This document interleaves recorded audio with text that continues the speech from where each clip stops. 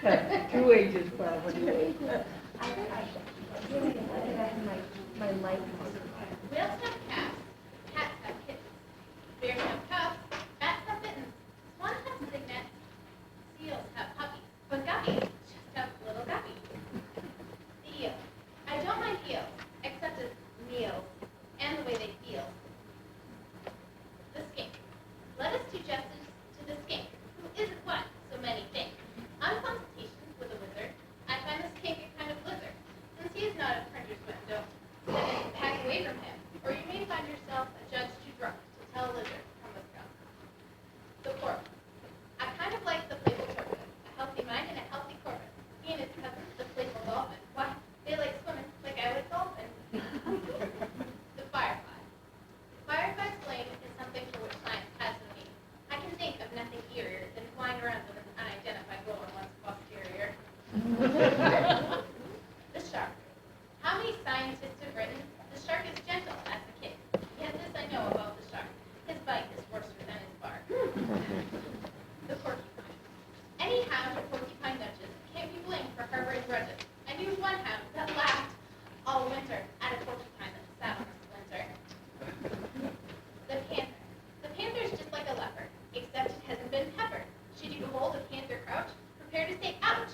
Better yet, if called by a panther, don't answer. The duck. Behold the duck. It does not cluck. A cluck it lacks. It quacks. It's specially fond of a puddle or pond. When it dines or sups, it bottoms up. The hippopotamus. Behold the hippopotamus. You laugh at how he looks to us. In woman's danky grim, I wonder how we look to him. Peace, peace, thou hippopotamus. We really look all right to us.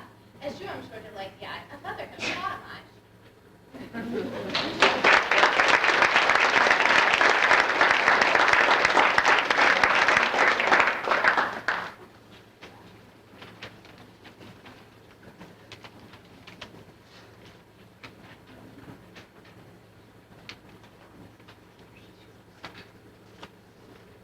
Reg Sweeney, Al Finley, and I were returning home from a fishing trip one day in Finley's new station wagon when we saw the crudely lettered sign nailed to the gate post of a ramshackle old farm. Pigs, $7. Holy mackerel, Reg said. Did you see that? Pigs for just $7. Just keep driving, Finley mumbled peevishly. Reg cried, no, wait, listen to me. I've got an idea. Well, miracles never cease. Now here's what we'll do, Reg said. You guys will buy 2 pigs for each of us. That's 2 times 3 times 7, which comes to, $42, I said, not wanting to roll, waiting for Reg to work out the arithmetic. That's right, Reg continued, $42. Now here's what we'll do. You guys will buy the pigs, and I'll raise them. Then come fall, we'll have them turned into smoked hams, sausage, bacon. Don't that sound good? That's the dumbest idea I ever heard, I said. Now wait a second, Finley said shrewdly. You mean next fall I end up with 2 full-grown hogs with a total cost of $21. You'll do all the cost of raising them, Sweeney? Yeah, Reg said. Won't cost me nothing, except maybe some grain. Sounds good to me, Finley said. But we can't haul 6 pigs in my station wagon. We'll have to come back with a truck or a trailer. That's over 200 miles round trip, Reg said. No, we gotta take them now. What we'll do, see, is just fold down the backseat of your station wagon. They'll just be little pigs, so we can tie them up in gunny sacks. No problem. Well, okay, Finley said, ever alert for a bargain. I just don't want no pig messing up my car. Now, my own reluctance remained intact because, unlike Reg and Finley, I had actual experience with pigs. I was 7 years old when my good friend Crazy Eddie Muldoon asked if I wanted to ride one of his family's hogs. Yeah, I replied, never wanted to spend much time contemplating consequences. out to the family pig pen, and Eddie pointed to 3 huge hogs snoozing in the odorous mire. That one's Chan. Next to him's Trigger. The big one, that's Silver. Old Silver, he'll give you the best ride, 'cause I ain't broken yet. Well, which one's Tonto going to ride, I asked.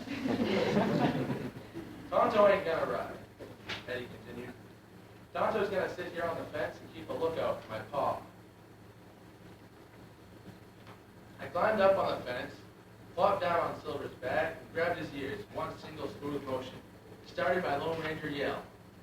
Hi! In 1 second flat, 200 pounds of furious pork sizzled around the pen like a piece of ice on a hot grill. I quickly tired of the ride and began looking for a way to dismount. Finally deciding that the next time Silver tried to scrape me off on the fence post, I'd make a jump for it. Intelligent beings that pigs are, however, Silver made a few quick calculations in elementary physics. Finally deciding that if he were to stop suddenly, whatever was on his back would continue forward at the same momentum until the pull of gravity counteracted the original force. He immediately put this theory to the test, and great success. The hog's sudden stop launched me off his back like a torpedo and sent me streaking head first through 6-inch deep residue of pig. I got up and quickly shook off as much muck as I could, carefully wiping a couple of eye holes so I could see. Tonto sat unperturbed on the fence. Now, I know what Tonto wanted to say because an opportunity like this might never arise again in his lifetime. When I was a state's distance away, but not so far that I couldn't make out the words, uttered in a small, pleased voice, he said, "Who was that masked man anyway?" From that moment on, I never had any use for pigs. I don't want to have anything to do with pigs, I told Gretchen Finley. They're nothing but trouble. Well, no trouble for you and me, Nicky said. We won't even see them again until their hands in bacon. He had a point. Turned the car around and we headed back to the farm, where a grizzled little old man came out of the house, picking his teeth and rubbing his rounded belly, as though he had just finished a large dinner. "Let me handle this one," Finley said out of the corner of his mouth. "This guy looks like a Sharpie. That $7 sign, probably just a come on. Huh." "Howdy," Farmer said. "Expect you fellas want to buy some pigs." "Might be," Finley said. "If the price is right." "Well, if you've seen the sign, you've seen the price." $7. Uh-huh. The farmer pointed to a large fenced area where about 50 small pigs ambled about. "There they are," he said. "You can take your pick." "Well, that seems fair enough," Finley said. "We'll take 6 pigs." "Good," the farmer said. "That'll be $42. I'll even throw in some gunny sacks for free to haul them in." Finley handed the farmer the money, and the farmer counted it, tucked it into the bib pocket of his overalls. "There they are," he said. "They're your pigs now. Go catch the ones you want." "We have to catch them ourselves?" Finley asked. "How are we supposed to do that?" "Don't know," the farmer said, turning to walk back to his house. "Ain't none of them been caught yet. Brothers might be faster than most folks." Now, our first tactic consisted of each of us selecting a pig and trying to chase him until he tired out. But all the pigs looked pretty much alike, so that when one of the chase pigs got tired, he'd charge into a group of other pigs, and a fresh pig would race out to his other. So that we were competing individually against what amounted to a pig relay. After about an hour of this fruitless or pigless effort, we met for a consultation. "Now, I think that all 3 of us should concentrate on one pig at a time," I said. "That way we could chase him into a corner, grab the bleep of a bleep, and dump him into a gunny sack."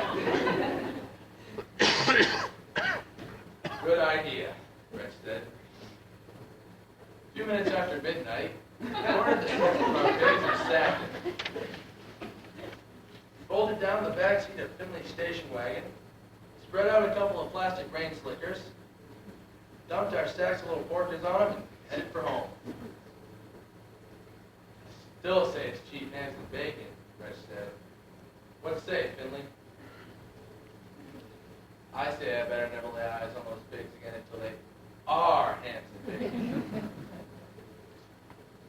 The pigs, apparently content in their gunny sacks, occasionally emitted a quizzical grunt, but otherwise caused no commotion. Reg and Finley dozed off.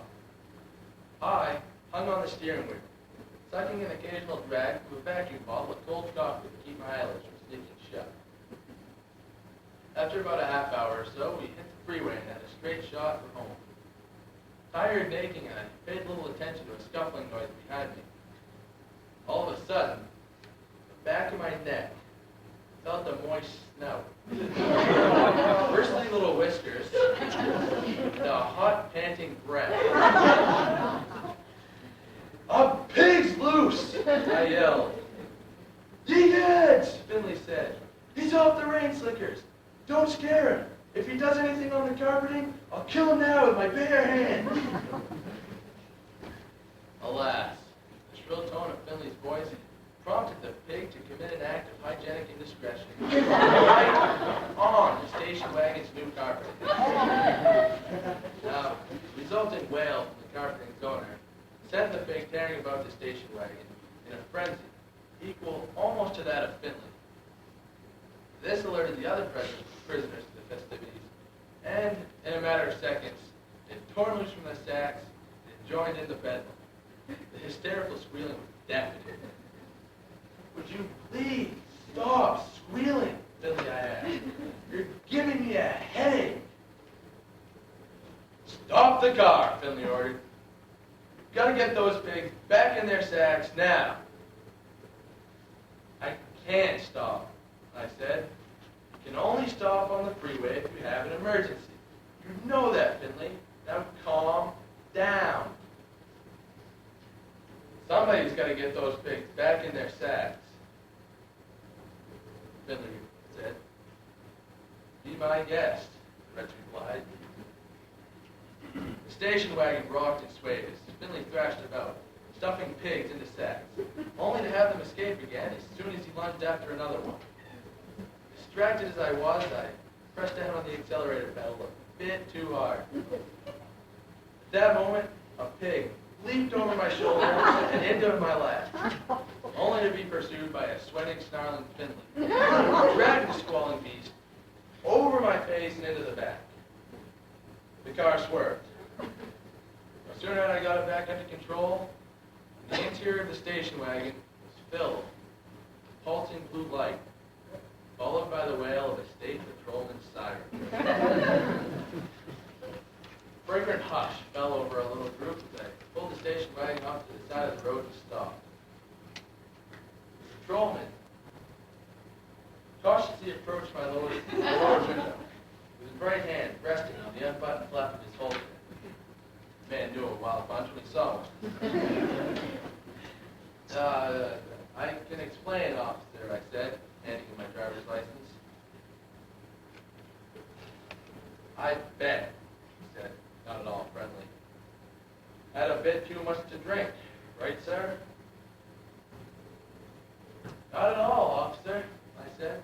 "Haven't had a drop. I'm waiting till I get home to have too much to drink." Uh-huh. "Well, I'm sure you wouldn't mind if I had a little whiff of the inside of your view."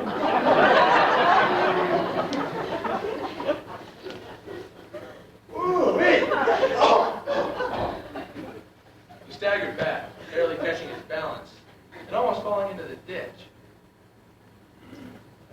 "As I was trying to explain, officer," I said, "we've got a man in back here trying to stuff pigs into sacks, and the patrolman flicked the beam of his flashlight into the rear of the station wagon. 6 pigs and Finley returned his stare. Finley, smiling weakly, held up a gunny sack. "A apparently to prove that he was engaged in legitimate activity. But as I was trying to explain, officer, I said, "No, wait, just stop. Don't explain anymore. I'll let you guys off this time, but don't ever let me catch you guys driving while stuffing pigs into sacks again." Rest assured, officer, never will. Seldom have I been so confident in one of my predictions.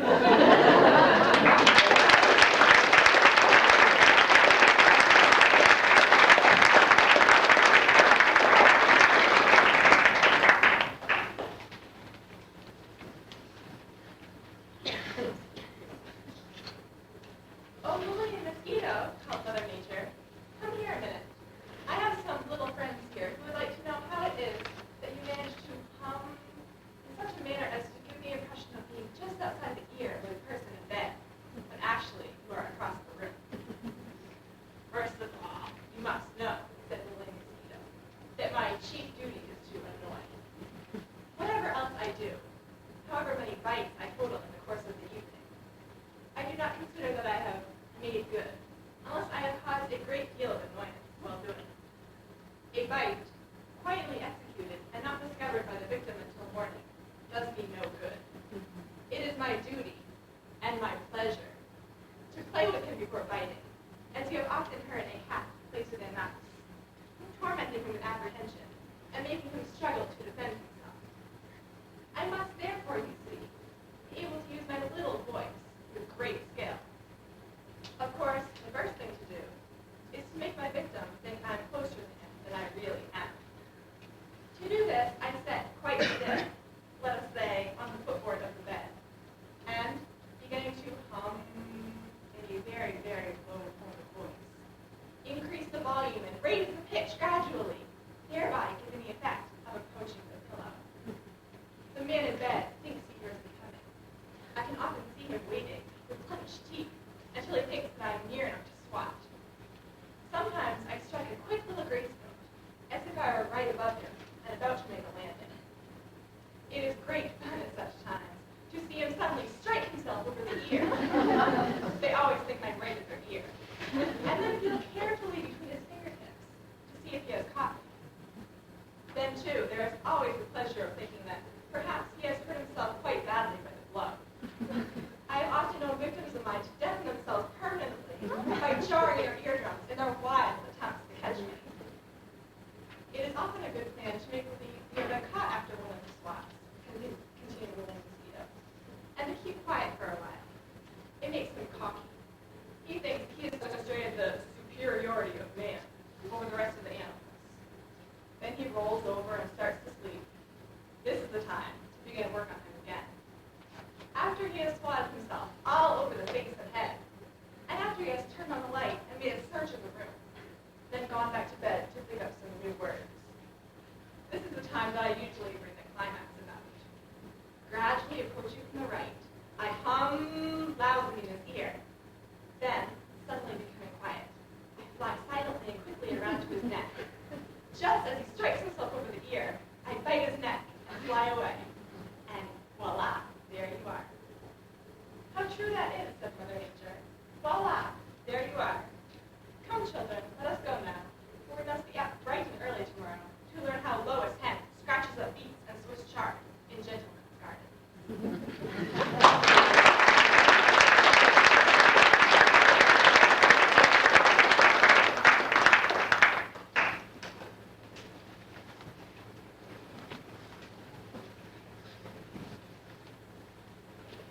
If you work on a newspaper, you've got to make up your mind that you'll write feelingly about animals. The tradition is too strong to be conquered. All city-run traditions are, in fact, difficult to upset. For the past 5 years, I've been crying to get stink bomb past the coffee desk. I write it stink bomb, and it comes out as stench bomb. I've squawked and bellyached about it, but to no avail. I once even went so far as to confront Emma and demanded to know if he'd ever heard of anyone going out and getting stenching drunk. I got nowhere. Among animal stories, an old standby is the cat trapped in a wall. Anytime a Manhattan cat gets trapped in a wall and the police and firemen turn out to rescue her, she is certain to get as much page 1 space as the multitudes of old beggar ladies found dead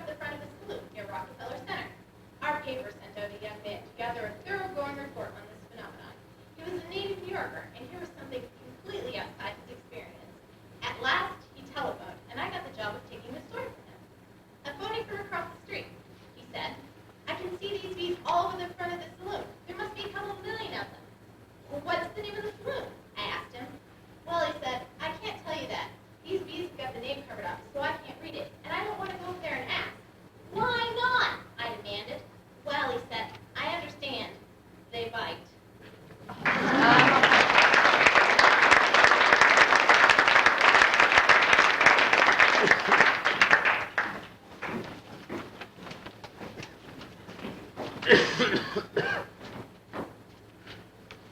was going to talk to you about the President's revolutionary new tax plan and how it will affect you. But then I realized I really don't care about the President's revolutionary new tax plan or how it will affect you. So instead, I'm going to talk about the giant vampire fleas that are on this pet-killing rampage in the Midwest. You probably read about these fleas recently in The Sun, a weekly supermarket publication with a circulation of 18 trillion. According to the article, the American farmer, all the while we were feeling sorry for him, was deluging the soil with herbicides, despite the known fact that chemicals cause insects to mutate and become enormous, as has been documented by countless Japanese movies. So the result is that the Midwest is now infested with giant mutant fleas that, according to the article, are themselves as large as the small dogs they kill, draining them dry of life fluids in as little as 2 minutes.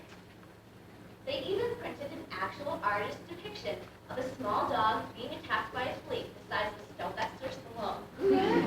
Of course, you probably don't believe a word of this. You think publications like The Sun make everything up.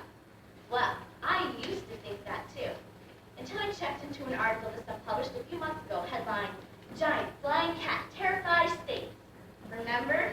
The one with the actual artist's depiction of a flying cat? He was enormous, and he was flying around with wings. Well, you would be interested to know that I checked into it, and it turns out that every word of that headline is true, except for a giant flying terrifies in states. It turns out that in Harrington, Delaware, some people have indeed seen a largish cat. The local editor says he thinks it's an escaped exotic pet because it wears a collar and it's clawed. He says it doesn't have any wings per se, but it jumps pretty well, especially considering from its tracks. It only has 3 legs. They think it eats birds. But the point is that the central thrust of the headline, cat, was right on target, which gives them every reason to take this giant mutant flea story at face value. But just to be sure, I did some checking. So I called the Midwest, which is in Iowa, extension entomologist at Iowa State University. He said, "I haven't heard anything even remotely similar to that. We do have periodic flea outbreaks, but each flea is still small." Naturally, this made me suspicious. So I called Lyle Waters of the University of Iowa, who said, "I haven't heard anything about that, and I definitely would have heard about giant mutant fleas." Well, this was all the proof I needed. Because when two men from separate universities that are miles apart and have 2 completely different nicknames, Hawkeyes versus Cyclones, use almost exactly the same words, "I haven't heard anything," to deny having heard something, well, you don't have to be an investigative reporter to know that they're covering up a giant mutant flea rampage. My guess is they don't want to scare off the 7 or 8 tourists who flock to the Midwest each summer, looking for directions. How serious is this problem? To help answer that question, the Sun published a direct quotation from a Corn Belt sheriff, who, naturally, didn't want to be identified. He said, "These fleas are almost impossible to catch because they can jump 50 times their own height without warning." Now, the sheriff did not specify why he would want to catch a giant mutant flea, or what kind of warning he expected the flea to give. "Stand back, I'm about to jump 50 times my own height." But he did say that once the fleas have eaten all the smaller animals in the Midwest, they'll have to go elsewhere for larger livestock, chicken ranches, city streets, and homes. Little children will be completely at their mercy. Now, I have mixed feelings about this. On one hand, I've never liked small dogs. There are these 2 in particular that live near me, both about the size of the cotton they put in aspirin bottles to keep me from getting out the aspirin. They're always yapping at me when I walk by, and the only thing that I'd enjoy more than watching them have all their life fluids sucked out by a giant mutant flea would be watching what's happening in slow motion. But I draw the line at chicken ranches, larger livestock, and most little children. Step 1 is to send Vice President Cheney out there to the Midwest to frown at the affected area from a federal helicopter. Step 2 is to develop a plan. I think we should use an approach that has been used on other insect pests in the past.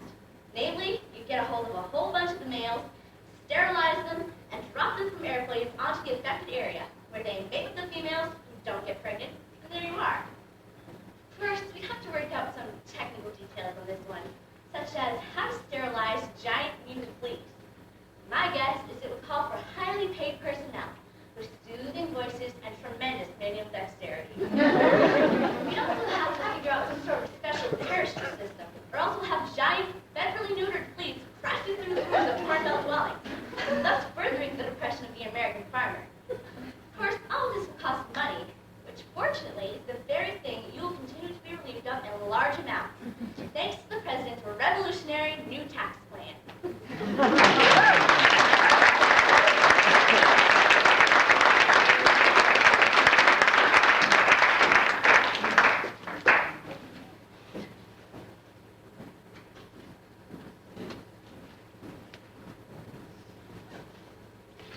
This is getting scary.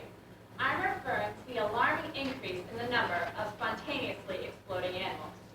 We recently have received documented proof of explosions in the following broad spectrum of animal life. A snail, a cow. The snail, you will recall, exploded in a restaurant in Syracuse, New York, whereas the exploding cow was in New Zealand. So clearly, we're looking at a global trend. Yet our so-called leadership remains silent. What is it going to take? Must we wait until the President of the United States, demonstrating his concern for agriculture, poses for a photo opportunity at a dairy farm, and suddenly the air is filled with the unmistakable sound whoomp of detonating beef, and the leader of the free world is caught in a hail of bovine organs, including up to 4 stomachs, traveling up to 350 miles an hour? Wouldn't that be great? Ha ha. Fine, go ahead and have your cheap sophomore class. But perhaps you'll not be so amused when we report the shocking information we have obtained recently concerning exploding pigs. Yes, pigs. This was brought to our attention by several alert people who sent us an article from the Weekly World News, a respected supermarket checkout publication. The article concerns farmers in Brazil who are upset because, as the news sensitively puts it, their pigs are exploding like bombs. In case anybody might have the slightest doubt about the accuracy of the story, there's an actual photograph of a pig cut in half, we're talking about the photograph here, with the word bang realistically inserted between the two halves. Case closed. So we now have solid evidence of explosions in 3 species of animals, and that, we fear, is not all. This whole animal situation is turning out to be a lot like an iceberg, where you see only a small portion sticking up in the air. But when you look below the surface, you discover a huge quantity of exploding penguins. Because lately we've been receiving a lot of alarming animal-related news articles, such as the one concerning dramatic lobster rescue. You're going to think we made this up, but we didn't. It seems that a Rockville, Maryland restaurant called the House of Chinese Gourmet installed the lobster tank, which greatly upset a number of customers who belonged to a group called the People for the Ethical Treatment of Animals, whose members apparently have, number 1, a deep respect for all living things, and number 2, a tremendous amount of spare time. They bought 7 lobsters from the restaurant for $40, removed them from the tank, and according to the article, a PETA member talked softly and rubbed the lobsters to reassure them. Then they paid $200 to fly the lobsters to Portland, Maine, where they, the lobsters, were re-released into the ocean, where we are sure they'll live happy, productive lives until they are recaptured by lobstermen who will resell them to the House of Chinese Gourmet, who will sell them to PETA, and thus the great cycle of life continues until the lobsters become so airsick that they deliberately hurl themselves into boiling water. Our final alarming issue comes from an Associated Press photograph showing an Afghan freedom fighter using a rocket-propelled grenade launcher, no doubt paid for by our tax dollars, to shoot at fish. We thought you PETA members should know. I've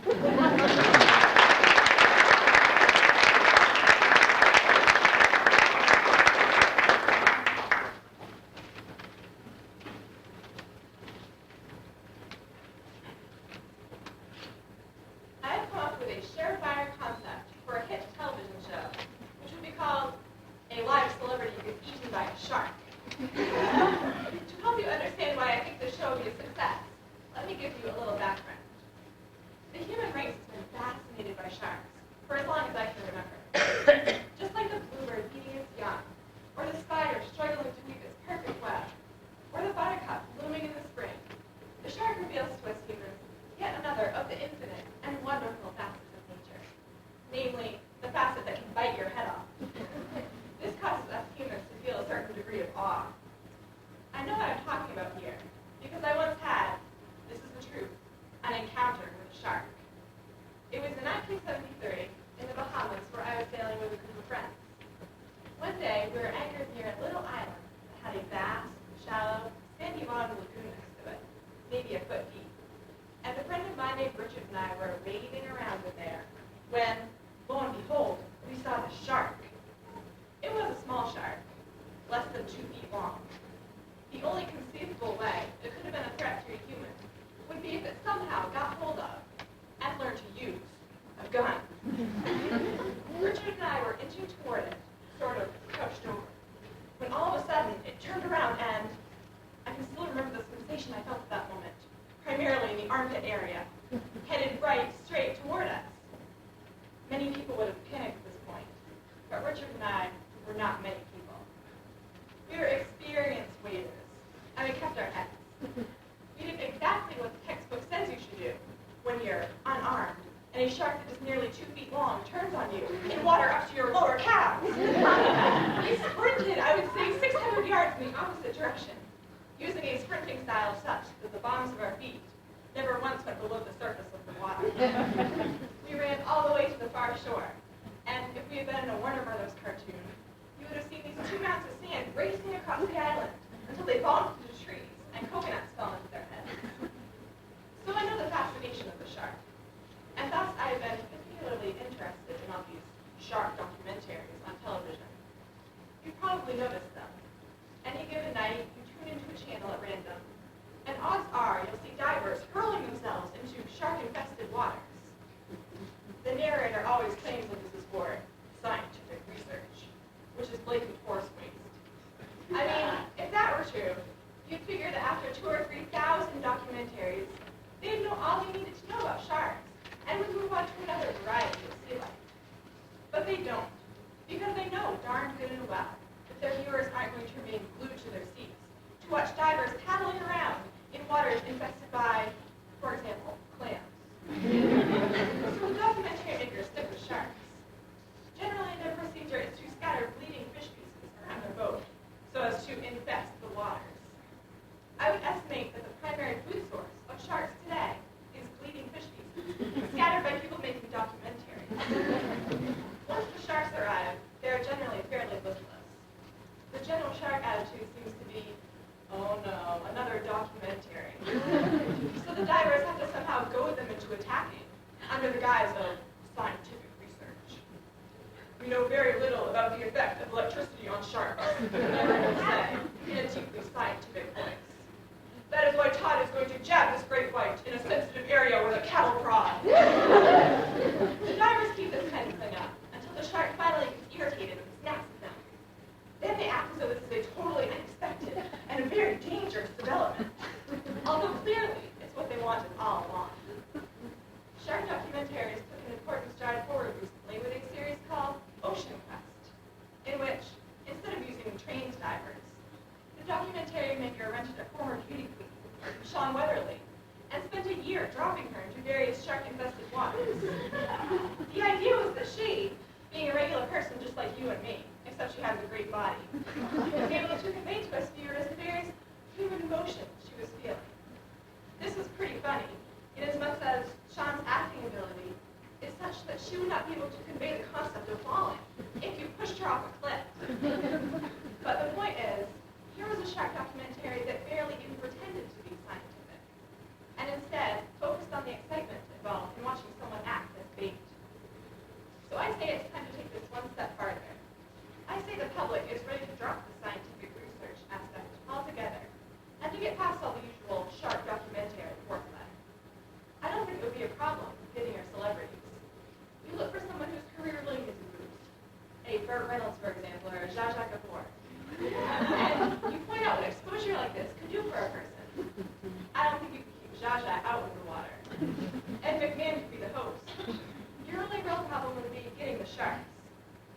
top sharks probably have commitments to do documentaries.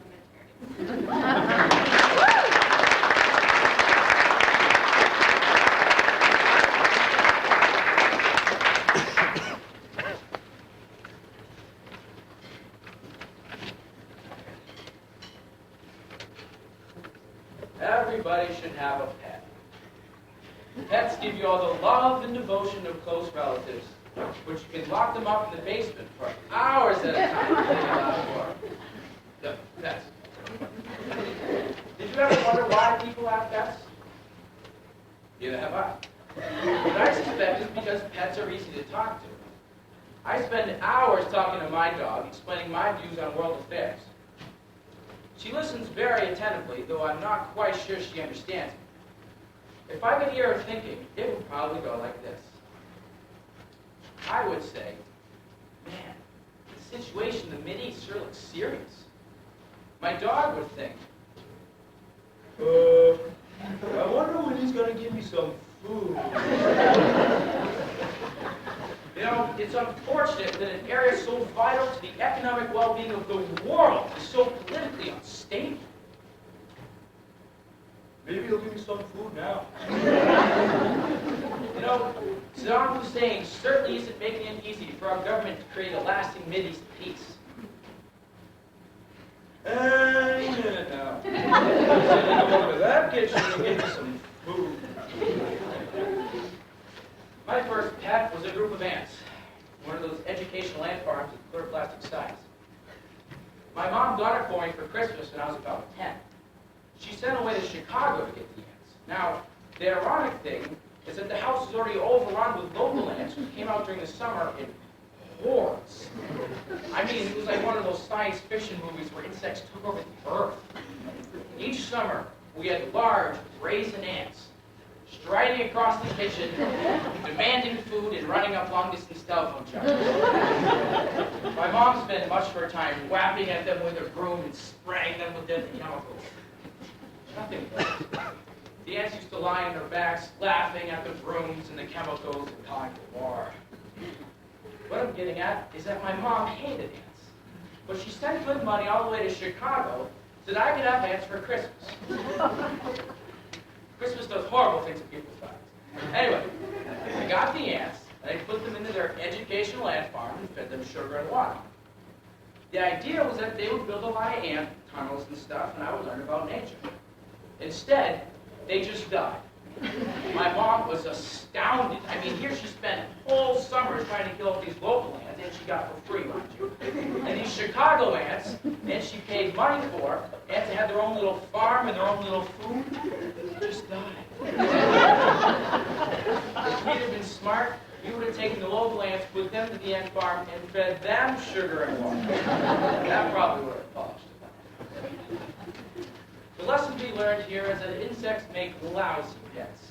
Even the best trained, most intelligent, and most loyal insect pets tend to look and behave a lot like ordinary common criminal insects. And plus, you can't explain your views on world affairs to insects unless you drink a lot. Tropical fish are not much better. My wife and I went through a fish phase where we spent hundreds of thousands of dollars on tanks and pumps and filters and chemicals and special rocks and special plants and special food. We had enough tropical fish technology to land a tropical fish on the moon. The one thing we could not do, however, was keep a fish alive for more than a week. As soon as we pop it into the tank, it would develop fin rot. Medical science developed no cure for it, fin rot. So the fish would languish among the fish technology rotting. We were constantly buying replacement fish. As soon as one of us would leave the house, the other would say, "Don't forget to pick up several tropical fish." Now, I have no actual proof, but I strongly suspect that these fish were manufactured in Chicago. The most popular pets are, of course, cats and dogs. Now, when I say dogs, I mean dogs, which are large, bounding, salivating animals, usually with bad breath. I'm not talking about those little squeaky things you can carry around and hold on your lap. Zoologically speaking, these are not dogs at all. They're members of the killer. Anyway, dogs make great pets because they're very loyal. Note, when I say loyal, I actually mean stupid. I once wrote an article in which it said dogs were stupid. And I got a lot of nasty mail from people who insisted, often with misspelled words, that dogs are in fact intelligent. Maybe from their point of view, dogs are intelligent, but I won't get into that here. I'll just stick with loyal. Yes, indeed, dogs are very loyal. Here's an example of just how loyal dogs are. When two dogs meet, they'll spend the better part of the day sniffing each other's private parts and going to the bathroom of any object more than 1 inch high. Talk about loyalty.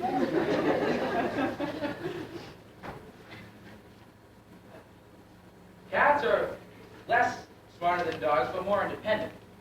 This is code. It means cats are smarter than dogs, but they hate people. Many people love cats.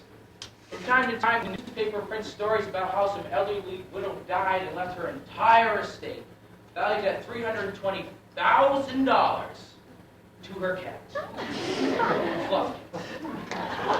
Cats read these stories too, and are always plotting to get named as beneficiaries to their own jokes. Did you ever wonder where your cat goes or wanders off for several hours at a time? It's meeting with other cats and estate planning seminars. Never stop your show.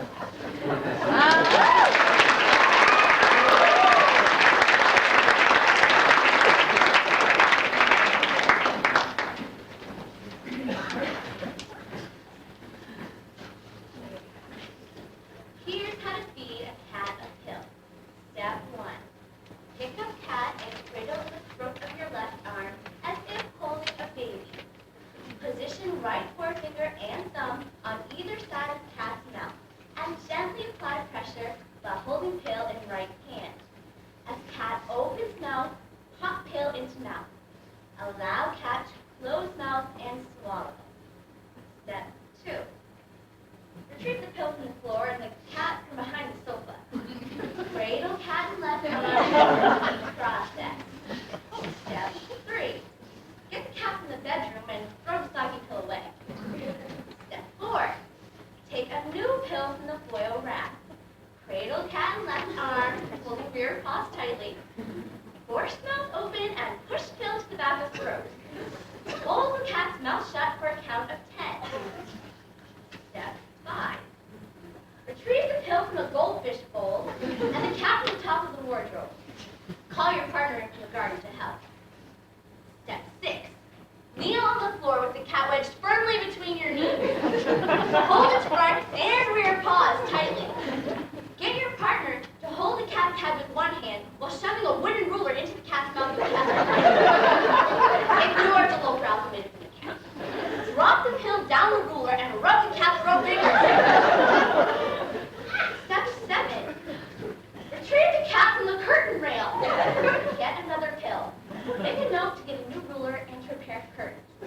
Sweep the shattered figurines and vases from the hearth and set aside for cleaning later. Step 9. Step 8. Wrap the cat in a large towel. Get your partner to lie on the cat with its head just visible under its armpit. Put the pill at the end of a drinking straw. Force the cat's mouth open with a pencil and blow down the drinking straw. Step 9. Check the label to make sure that the pill is not harmful to you. Drink 1 beer to take the taste away. Okay, now apply a bandage to your partner's forearm and quickly remove the blood from the carpet with cold water and soap. Step 11. Step next one. Retrieve the cat from the neighbor's shed. Get another pill. Open another beer. Put the cat in the cupboard. Close the cupboard door onto the cat's neck. The head's still showing. Force the cat's mouth open with a dessert spoon and lift the pill down the cat's throat with an elastic band. Step 11. Fetch a screwdriver from the garage and screw the door back onto its hinges. Drink another beer. Fetch a bottle of scotch. Pour a shot and a drink. Apply cold compress to your cheek. And check the date of your last tetanus shot. Apply a whiskey compress to your cheek to disinfect. Toss back another shot. shot. Throw away your t-shirt and get a new one from the bedroom. Step 12. Call the fire department to retrieve the freaking cat from the tree across the street. Apologize to the neighbor who crashed into a fence while swerving to avoid the cat. Take the last pill from the foil wrap. Step 13. Tie the cat's front paws to its rear paws tightly with garden twine, and bind the cat to the leg of a dining room table. Find some heavy-duty pruning gloves. Force the cat's mouth open and push the pill down its throat, followed by a large piece of fillet steak. Be rough about it. Take the cat's head back vertically and pour 2 pints of water down its throat to help wash the pill down. Step 14. Consume the remainder of scotch. Get your partner to drive you to the emergency room. Brace it quietly as the doctor stitches your fingers and forearm and removes the pill remnants from your right eye. Stop at the furniture store on the way home and pick out a new dining room table. Step 15. Call a humane society and have them come pick up the mutant cat. Call the pet store and see if they have any hamsters. Okay, now, here's how to give a dog a pill. Step 1. Wrap the pill in bacon. The end. I have this idea for a new television series. It would be a realistic action show patterned after the true life experiences of my dog Ernest. The name of the show would be Adventure Dog.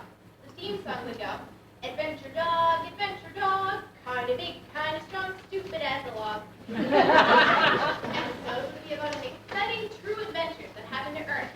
For example, here's the script for an episode entitled Adventure Dog Wakes Up and Goes Outside.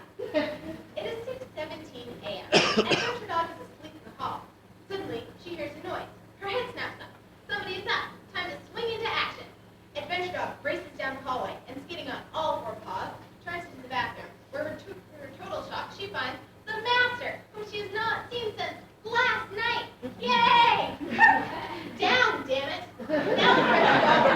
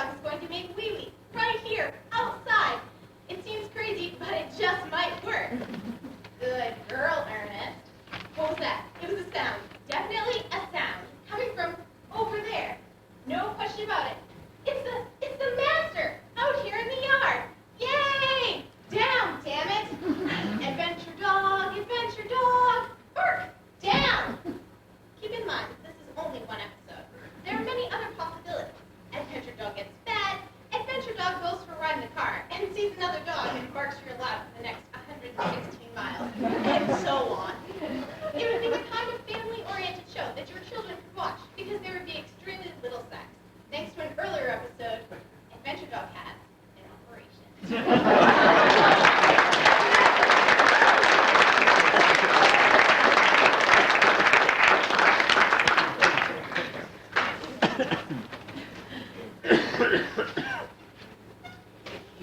were to ask me, what are 2 words that summarize everything you truly believe in, other than beer? It should always be served in a chilled glass. I would have to respond dog meetings. I own 2 dogs. They've both been trained to respond immediately to my voice. For example, when we're outside, all I have to do is issue the following standard dog command. Here, Ernest, here's Zippy. Come on, here, doggies. Here. I said, come here. Ernest, come here right now. Listen to me. Hey! And instantly, both dogs, like a precision drill team, will continue trotting in random directions, sniffing the ground. This is, of course, exactly what I want them to do. Dogs need to sniff the ground. It's how they keep abreast of current events. The ground is a giant dog newspaper.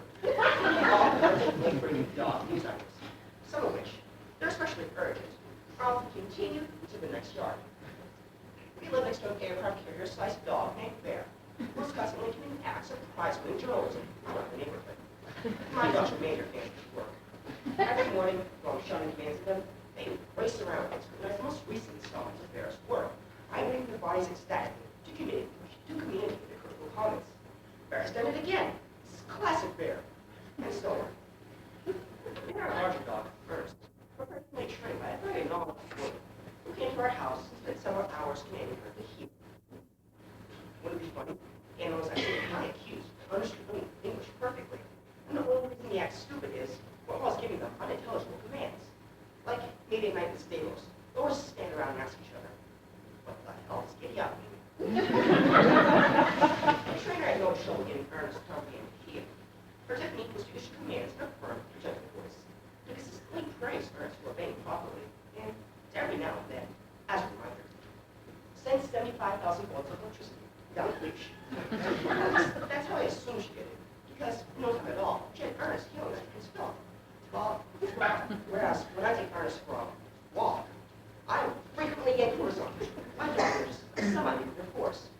Ernest could pull boulders across Nebraska. So my body, clinging desperately to the leash, runs up bouncing gaily down the street behind Ernest, like a tin can tied to an electrical's car. But heel is not the only obedience that our dogs have mastered. We also know answer the door. When a person, real or imaginary, comes to our house, both dogs turn violently in the front door because they know, with instinct, that there's a bad guy out there and we must protect the house. So, the guy who's standing there, a neighbor, a delivery person, Charles Manson holding a fork of machete, both dogs run right past him from his outside, looking for the bad guy, who, for some reason, is never there. A mystery that always causes them to come to skin, slow-legged stops, and look around with expressions of extreme puzzlement. Foiled again. He's a clever one, that bad guy. Go to school. The highlight, the absolute pinnacle for dogs' entire existence, is riding in the car when we drive our son to school every morning. An activity that gives them the opportunity to provide such vital services as barking out policemen and spraying dog stuff all over the rear window. So every morning, they monitor us carefully, and they instantly do something that indicates to them that our departure is imminent, such as we wake up, both dogs sprint to the garage door and bark at, in case we've forgotten where it is. They sprint back to us and bark some more, to let us know they're ready. Sprint back to the garage door and back to us, and so on, faster and faster, until they become barely visible blurs that make it about canine activity rocking through the house at several hundred revolutions per minute. And you can just imagine how difficult it can be for us to make them understand the concept of Saturday. So don't tell me dog training isn't worth it, okay? I can't eat it anyways. So that way I can work.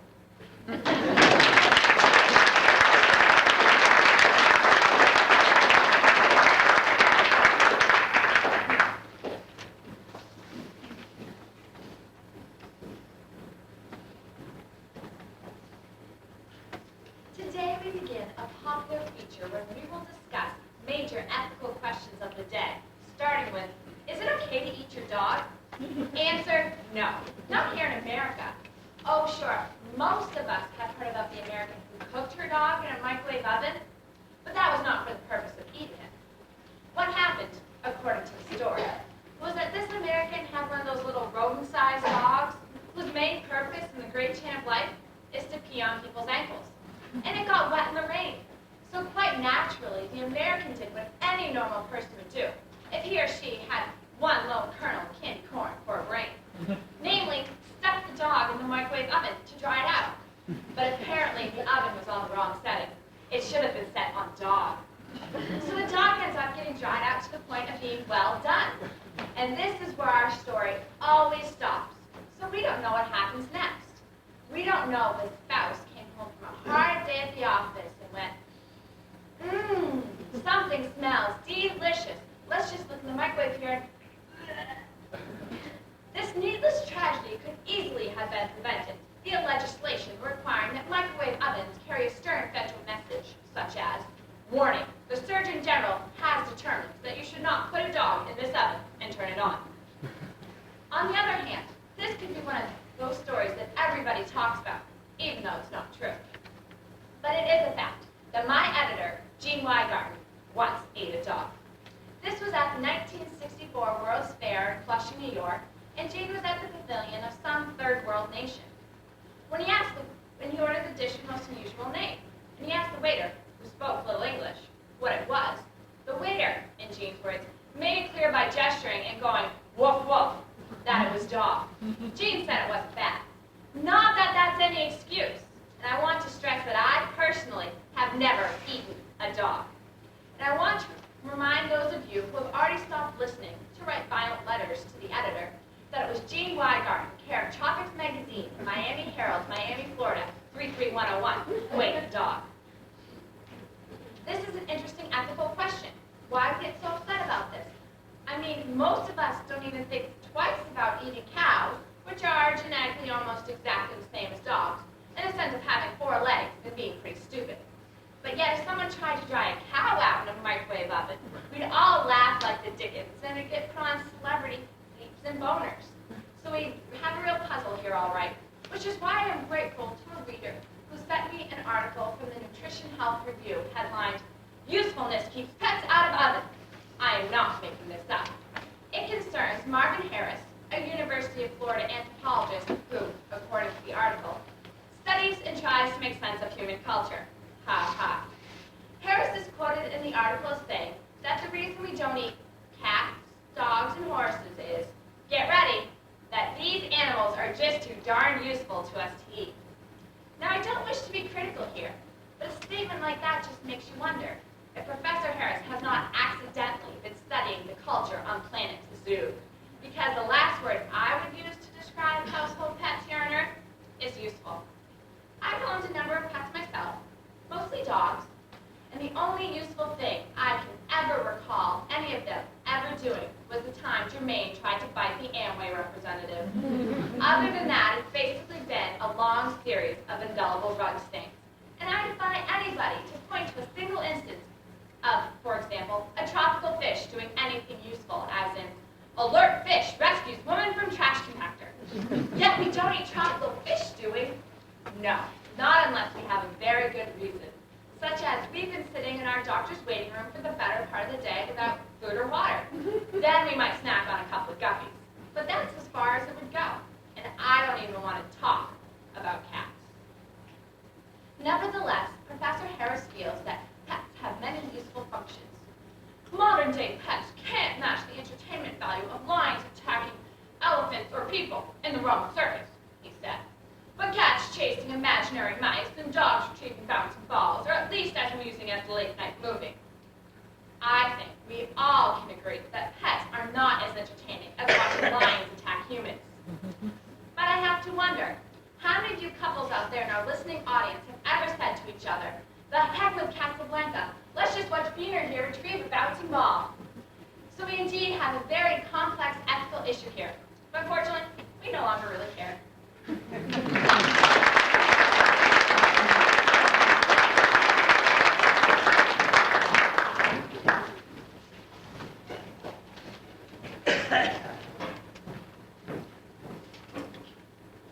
When I was a kid, I used to beg my mother to get me a dog.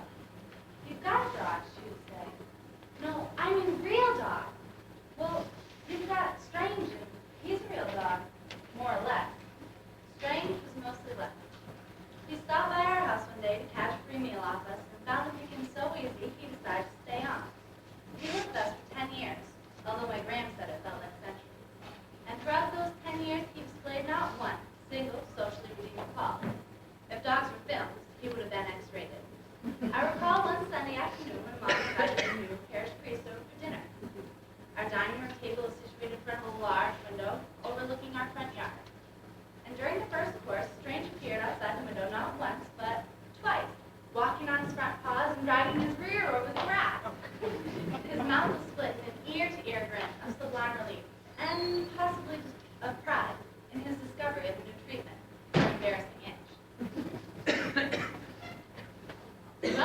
there, Mom asked. How do you like our little town by now?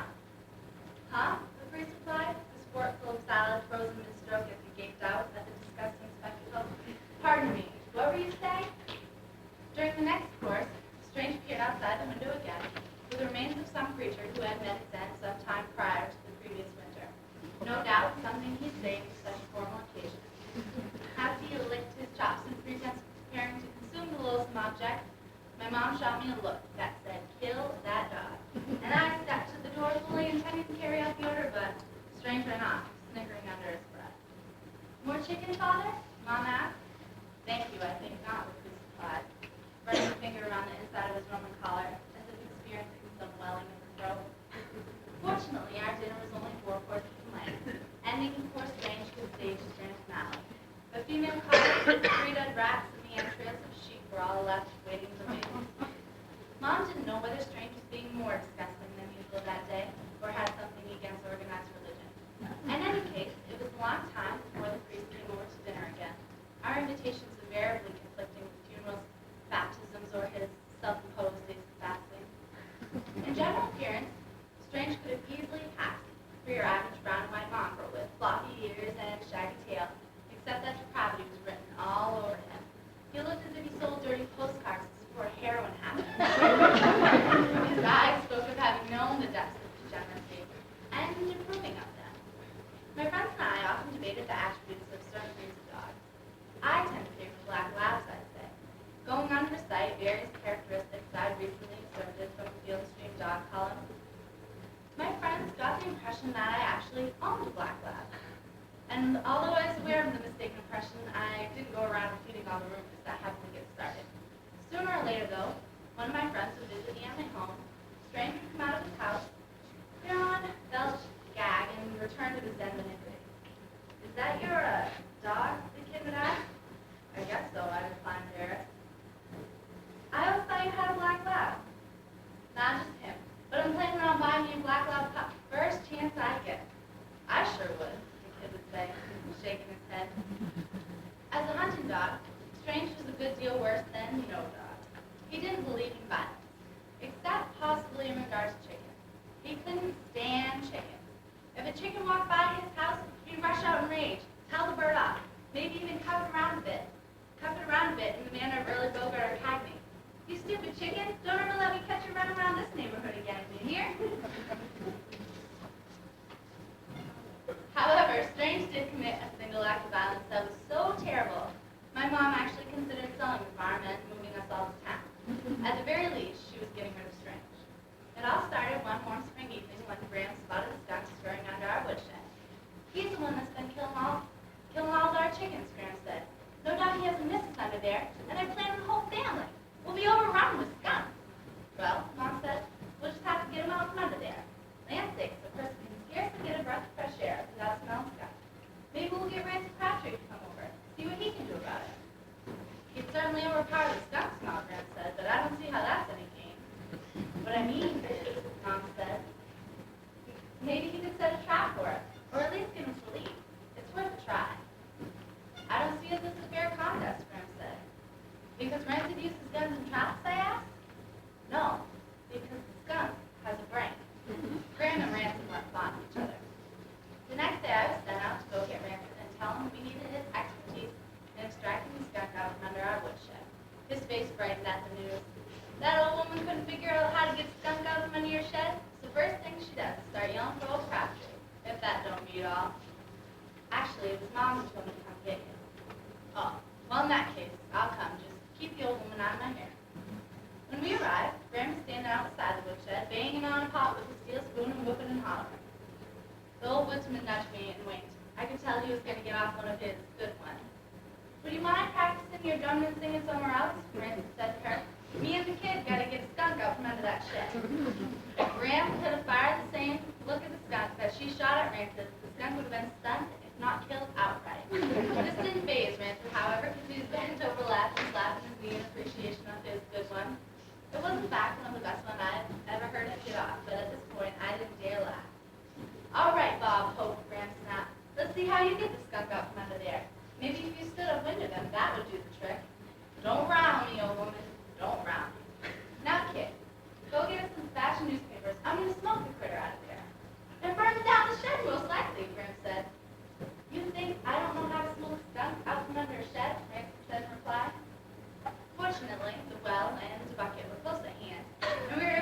the fire before it did any more damage than black meat.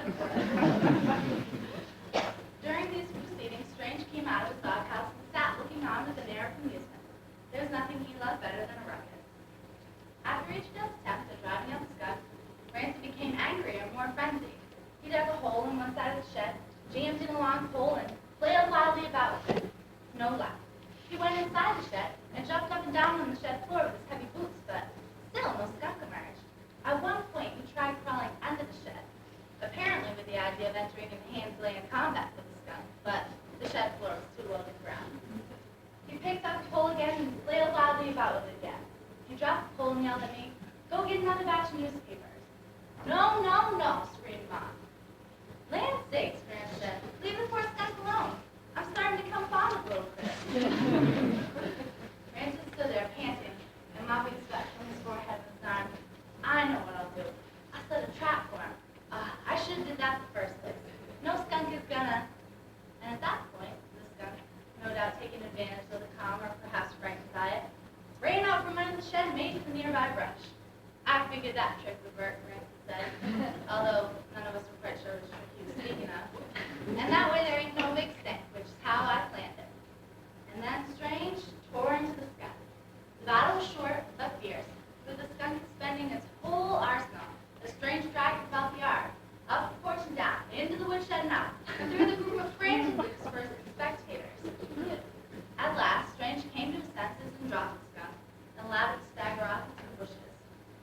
He seemed embarrassed by his first and only act of heroism. "I don't know what came over me," Strange seemed to say. "I get nothing against skunks." Still, I couldn't help but be proud of him. The skunk was gone, but his essence lingered on, and the air was stiff with the smell of skunk for weeks afterward. "The dog has got to go," Mom said. But of course, Strange refused to go, and that was that. It was years before Strange was entirely free of the skunk odor. Every time he got wet, the smell came back in potent force. "Phew," one of my friends would say. "Is that your dog?" "Yeah," I'd say proudly. "He's a skunk dog."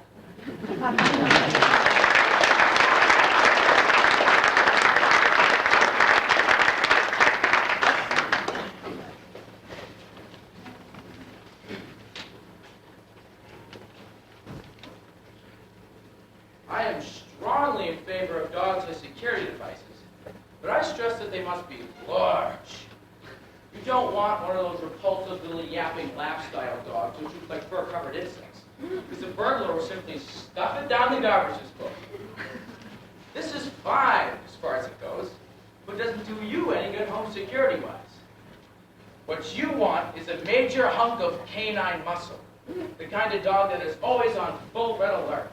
The kind of dog that will always race to the front door, barking violently when it hears any sound, including its own parasites. We happen to be blessed with such a dog, Ernest. And she's a great source of comfort to us. For we know as long as we have her, our home is totally protected from Zachary Liebman, age 5. This is the little boy that lives next door and comes over to play with our son. Ernest absolutely hates him. When we first moved in, Ernest received signals from whatever distant planet it is that dogs get their instructions from. And these signals told her that Zachary Liebman is the most dangerous creature in the galaxy, and there's absolutely nothing we can do to change her mind. Zach has come over to the house almost daily for 2 years now, and still, she follows him around emitting a low, constant growl to let him know that she is ready in case he were to suddenly pull out a concealed machine gun. And so, we have to follow her around going, "No, Ernest, no," which has no effect. Because in matters of home security, Ernest gets her instructions only from the dog planet. And so we form a colorful and loud procession. Zachary, oblivious. Ernest, furious. My wife and I, slowly growing hoarse, parading around the house for hours. You can't put a price on this kind of peace of mind.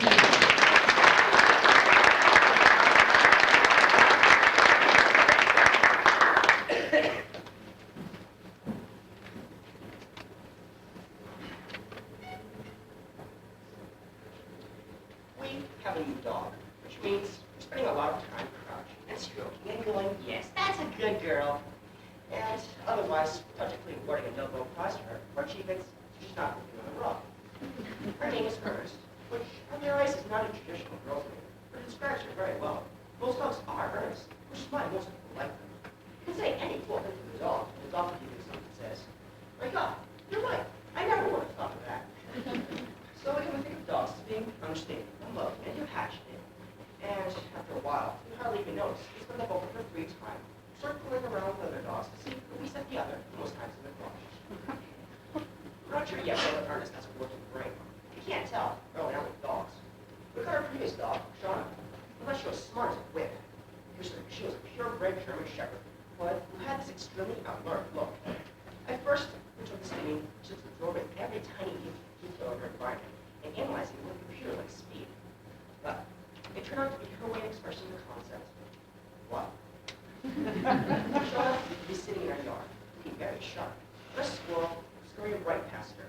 A squirrel, whose very presence was instantly detected by normal neighborhood dogs, several hundred yards away, causing it to bark rigorously, and also by its humans, causing us to yell helpfully, "Look, Sharon, a squirrel!" And after a few seconds of delay, during which her nervous system would send a message from her ears to her brain that something was going on, Shauna would turn in the exact opposite direction from whichever way the squirrel was. I'd have to close the great candy rankings and go, what? The only dog I ever remember discovering as Shauna was my editor. This dog, a collie named Om, also looked smart. We grew up watching Lassie. Lassie was brilliant, in part because the farm family she lived with was made up of idiots. Remember, one of them was also taking her in the tractor. The other was all pushing back to the farmhouse and the other ones. They're all those precious minutes going. Yeah, I think something's wrong. You think she wants us to follow her? As a girl? And I said this had never happened before. Instead of every week. So I thought Augie, being a collie, would have at least some intelligence, which was roughly on par with Shauna, IQ-wise, until the night that I slept on my editor's couch in his living room. She's also where Augie sleeps. Normally, she doesn't sleep. What she does is first, she lies down. Then, she scratches herself. Then, she engages in loud personal hygiene. Then she thinks, he can't go out. And she walks across the floor, which is like a special kind of very hard wood. So when a dog walks on it, it goes, tick, exactly the volume we use to get maximum benefit from shiny sticking torture. When she gets to the front door, which is of course closed, it's always closed at night. Even the domestic insects are doing this by now. She bumps into it with her head. Then she backs up and bumps into it with her head a couple more times, in case she's made some mistake. Then she senses, somehow, that there's a person sleeping on the couch, and she has the most innovative idea she's ever thought of, which is, maybe he'll let me out. So she walks over to me and noses me in the face, using the same nose she uses for personal hygiene. And I say, damn it, Augie, go to sleep. So she lies down for 1 minute, which is exactly how long it takes for her brain to cell, forget everything that's ever happened to her since she was born. And she starts again. Scratch, scratch, scratch. Slurp, slurp, slurp, and then bump, and bump, and bump. Damn it, Augie, go to sleep. Pause. Scratch, scratch. But we're not sure yet about Ernest. One day soon, we'll give her a dog intelligence test. We're going to show our dog a ball, put the ball under a blanket, and see if the dog can find the ball. Shauna could never find the ball. I don't Augie can find the blanket. Okay, Ernest is better. I'm not counting on chickens. I'm also not looking forward to receiving a lot of violent letters from you dog lovers out there. Ones with the I heart, right for your dog, bumper stickers. Asking how I dare say dogs are stupid when your dog can add, subtract, perform brain surgery, and so on. So please, no dog lovers. I never said your dog was stupid. I said my dog might be stupid. I know. Despite the fact that she's lying right off stage, I told this fairly something story about her species. It hasn't occurred to her to turn out better.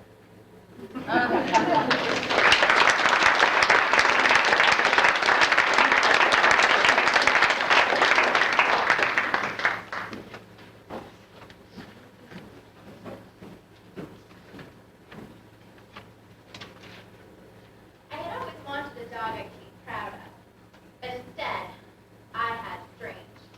All of my friends were proud of their dog. They bragged constantly about how Sport or Biff or Rags or Pal had run off a burglar.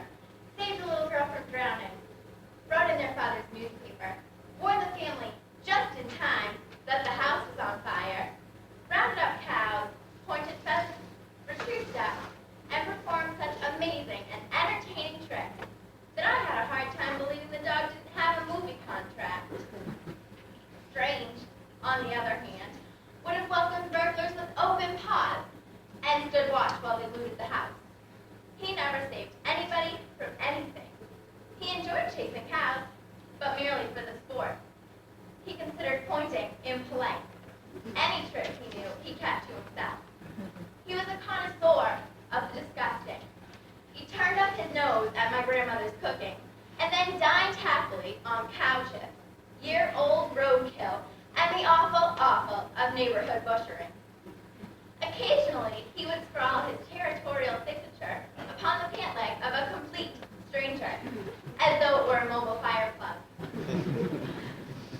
Strange was also an enthusiastic crotch sniffer, causing visitors to gyrate like belly dancers in their efforts to escape his probing nose, all the while trying to carry on a normal conversation, as though nothing embarrassing were going on down below. Concern for the sensibilities of the listener prevents me from mentioning some of my dog's more disgusting habits, except to say that they involved highly noxious fumes, chickens, human legs, embarrassing itch, and various flirty aspects of what passes for dog hygiene. Strange apparently held the view that his hobbies were vastly entertaining to the public at large. Whenever we had dinner guests, he would run through his repertoire of the disgusting in front of the dining room window. "How did you like that one?" he would ask, smiling in at us as though expecting a standing ovation. "No dessert for me, thanks," our guest would respond. Strange was a major social liability. "There's nothing worse," my grandmother once commented, "than an egg-sucking dog." "Strange don't suck eggs," I said proudly, desperate to find something favorable about my dog. "I stand corrected," Grim said. "There is something worse." She and Strange didn't relate well. We never thought of Strange as our dog. He was his own dog. What I disliked most about him was his arrogance. If I threw a stick and said fetch, he would give me this insolent stare which said, "Fetch it yourself, Dumbo." Then he would flick a cigarette butt at me, blow out a stream of smoke, and slouch back into his doghouse. Well, no, of course, he didn't really smoke cigarettes, but that was the essence of his attitude, as though he'd watched too many movies about hard-boiled detectives. Strange clearly thought of himself as a big, tough canine, even though he was probably the smallest dog in our neighborhood. He was rather sickly looking, too, with chronically bloodshot eyes and a loose, leering mouth. Eating year-old roadkill probably does that to you. I can't imagine what a vet would have recommended for a dog like Strange. Probably a parole officer. Strange swaggered about our place as though he owned it. You could almost see him thinking, "I won this house in a crap game and there ain't nobody telling me what to do on my own property." After one of his particularly obnoxious fences, my grandmother would grab him by 2 handfuls of pie and send him flying outside, whereupon he would turn and snarl at her, "Try that again, old woman, and you'll hear from my lawyer."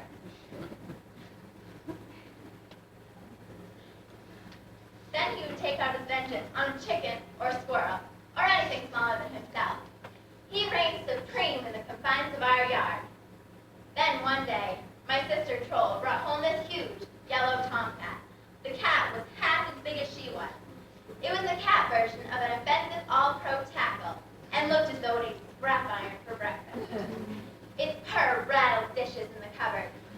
Sex education not yet having been taught in our schools, my sister named the cat Matilda Jean. I was so disgusted with the name that I nearly gagged, but she said it was her cat and she'd name it anything she pleased. "How do you know it's a tomcat anyway?" she sniffed at me. Troll had me there. We went to the same school. It just looked like a tom. Although Matilda Jean was thoroughly gentle and affectionate with members of the family, he was clearly a fighter. One ear had been gnawed half off, patches of fur were missing, and numerous scars recorded the history of a violent, brawling past. Matilda Jean lounged around the house all the first day at his new home, but that evening he got up, stretched, rippled his shoulder and neck muscles like yellow waves on a pond, strode to the door, and asked to be let out. That evening, as we were preparing for bed, a terrible cat fight broke out on the roof of our house. It raged back and forth over the roof, up one side and down the other. We raced out to save poor Matilda Jean and chase off the intruder. We needn't have bothered. Suddenly, a tangled, writhing, screeching knot of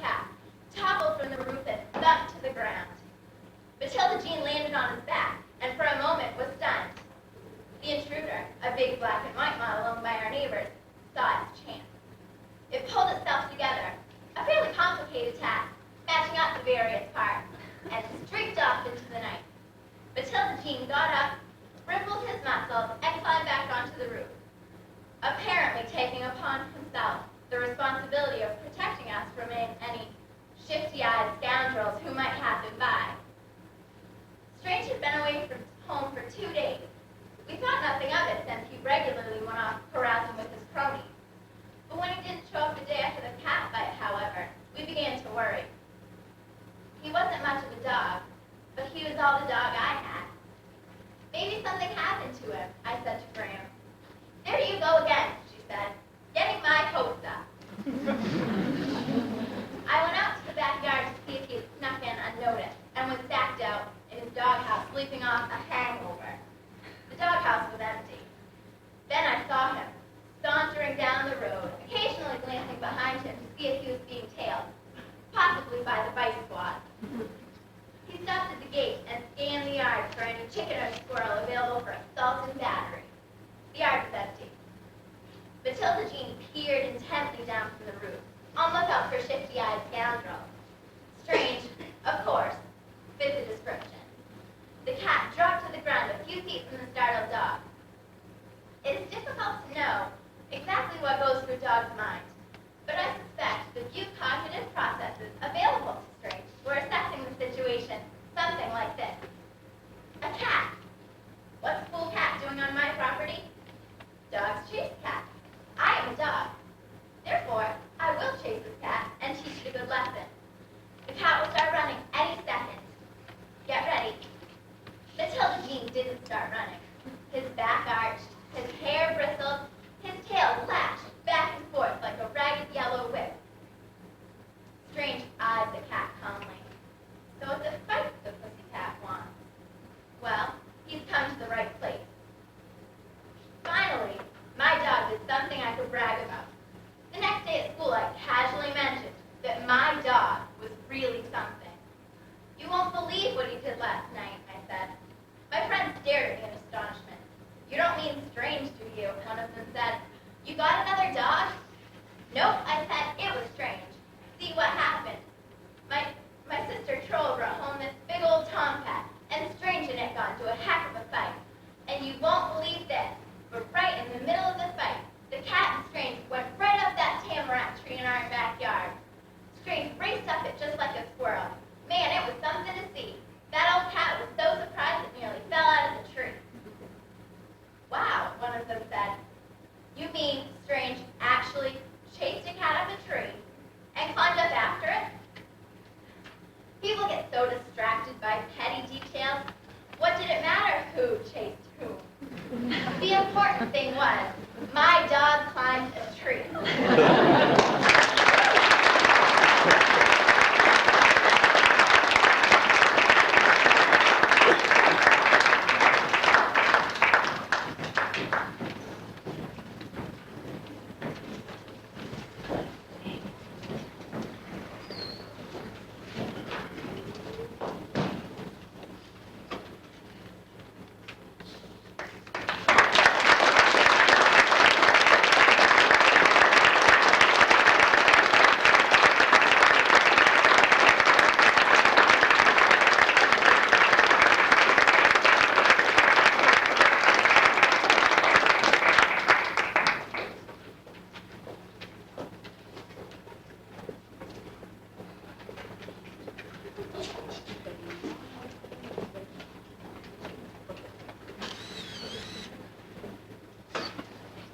First of all, I'd like to thank you all for coming this evening. This is one of the nicer evenings that we have here at Old Town High School. Very entertaining, and the students do a great job.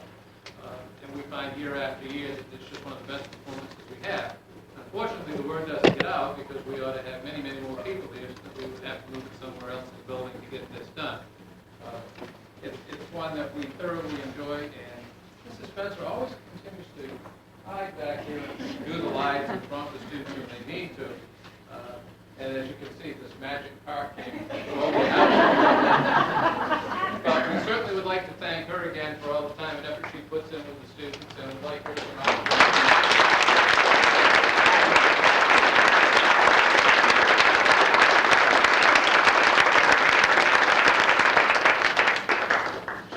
thoroughly enjoys working with the children and getting this done, and she comes in on a regular basis to make sure now, we're going to get snow, Mr. Kempson. Now, we're not going to have anything rescheduled for the 7th that will conflict with us. And she's always saying, now, am I being a pain or am I being proactive?